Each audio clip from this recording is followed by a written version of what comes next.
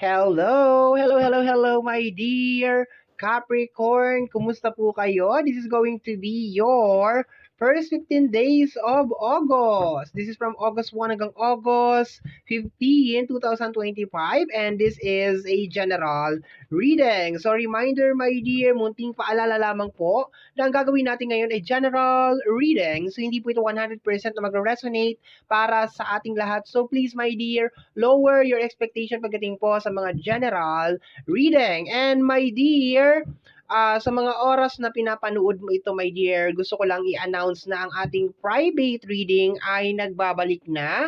So sa mga gustong magpa-reading, my dear, maglalagay ako ng link ng ating Facebook page sa ating description box down below, at saka number ng ating WhatsApp. Okay, you can contact me there sa link at saka sa number sa WhatsApp, my dear. Pero please, wag pong tatawag. Okay? Wag pong tatawag, my dear. And medyo ngayon, my dear, medyo marami yung naka-line up kasi binuksan ko yung donation for a private reading. So medyo marami yung naka-line up, marami yung gustong magpa-reading kasi nga donation for a private reading tayo ulit. So sinusubukan naman natin, my dear, yung abot na makakaya natin, my dear, na ma-entertain lahat. So, kapit lang, my dear, re-replyan ka namin or gagawin namin lahat na makakaya namin na ma-accommodate lahat sa lalong madaling panahon. Okay? So, my dear, let's go na tayo, my dear Capricorn. This is going to be your first 15 days of August. Okay? So, tingnan natin. Ano ang nangyayari sa yung first 15 days of August? Anong mga eksena at kaganapan, my dear, sa yung first 15 days of August? Okay, sorry. Let's start with energy ng first 15 days of August. Kuha tayo ng card. Anong energy ng first 15 days of August? We have here the energy of the Four of Wands, okay? And the Empress, okay?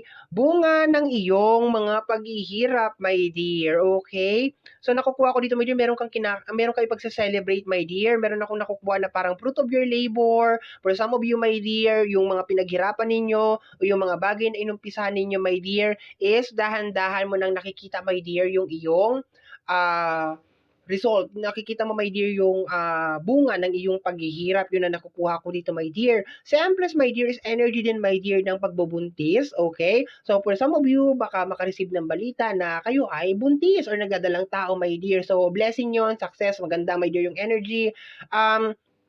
Yung iba din, my dear, nakukuha ko rin na dahan-dahan na ninyong naiintindihan kung bakit nagdaan kayo doon sa isang sitwasyon, okay? Kunyari, may nangyaring eksena sa buhay mo, na broken-hearted ka or something, dahan-dahan mo na rin daw, my dear, naiintindihan na, kaya pala ako dinaan sa ganito, kaya pala kami nagkakilala. Napakaganda, my dear, ng energy, my dear, ng Four of Wands, something na ipagsa-celebrate mo daw, my dear, sa first 15 days of August. Okay, napakaganda. Meron ditong pagbubuntis, merong fruit of your labor, okay, dahan-dahan mo daw nakikita, my dear, yung resulta, okay, ng iyong mga paghihirap or bunga ng iyong paghihirap. Very, very nice, my dear. Okay, ang ganda ng ating opening na card, okay?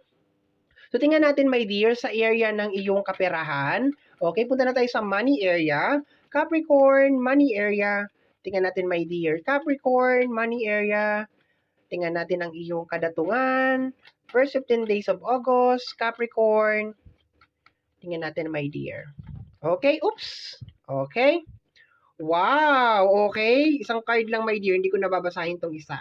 Okay, kasi siya lang naman nakaharap. Kung nakaharap din yon, babasahin ko. Kaso, as much as possible, isang card lang talaga tayo. Kung nakaharap siya, di babasahin ko. Kaso nakataob eh. Okay, we have here the King of Wands, my dear. Ang ganda! Another success na naman tayo, my dear, sa usapin ng pera. My dear, okay, sinasabi dito na meron kang minamanifest na konektado sa usapin ng financial, my dear. Ang ma-achieve mo, my dear, sa first 15 days of August. Congratulations! Ang ganda-ganda ng reading. Si King of Wands is energy of manifesting. Ayan, no, nagmamanifest ka dyan, my dear. Baka matagal mo na itong hinihintay, matagal mo na itong ine-expect. Parang may celebration talaga, my dear, na mangyayari sa first 15 days of August talaga dito, my dear. Ang ganda-ganda.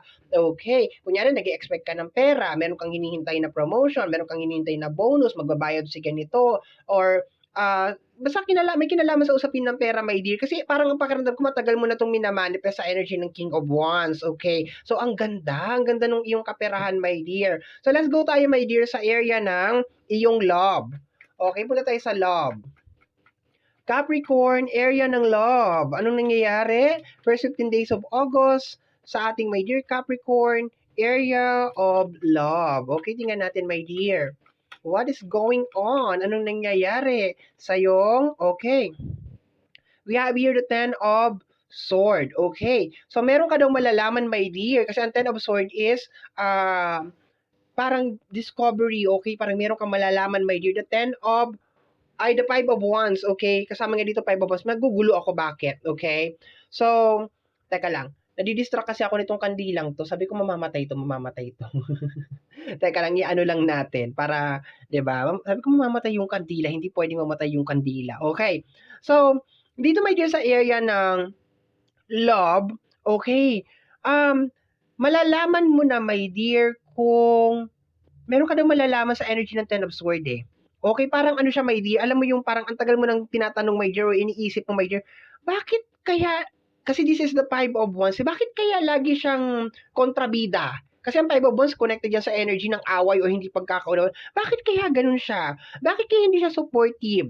Bakit kaya ganun yung ugali niya sa akin? Bakit kaya lagi mainit yung ulo niya? Yung mga ganun, my dear. Bakit kaya lagi niya akong inaaway? Okay. So, sinasabi dito, my dear, finally, malalaman mo na, my dear, kung bakit nagkakaganon yung isang tao na posibleng very, very close sa'yo. Okay? So, hindi ko lang to kino-close, my dear, sa energy ng relationship. Posibleng kaibigan mo to, kapamilya mo, kamag-anak mo. Okay? So, sinasabi dito, my dear, na parang malalaman mo na, my dear, bakit ganun yung kinikilos niya? Bakit ganun yung inaasal niya? Okay? Bakit ganun siyang kumilos? Bakit lagi siyang galit? Or bakit parang ganun yung kanyang asal, okay, meron ka daw malalaman, okay. So, that is another celebration din ulit sa iyo, my dear Capricorn, kasi hindi ka na mag-iisip, hindi ka na magbubuo ng mga puzzle. Bakit kaya siya nagkakaganon? Masama kaya ang gising? Ano kayang nagawa ko? May nasabi kaya akong mali or something ganyan, okay?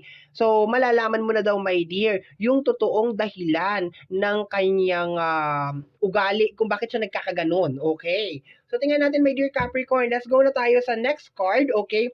Surprise ng week na to. Okay? Pero hindi ibig sabihin, my dear, na surprise, good to. Kasi pwedeng bad din to kasi unexpected mo. So, hindi pa natin alam. Pwedeng good, pwedeng bad, okay? So, ano yung surprise ng ano na to? Ng first 15 days of August para sa iyo, my dear Capricorn. Tingnan natin.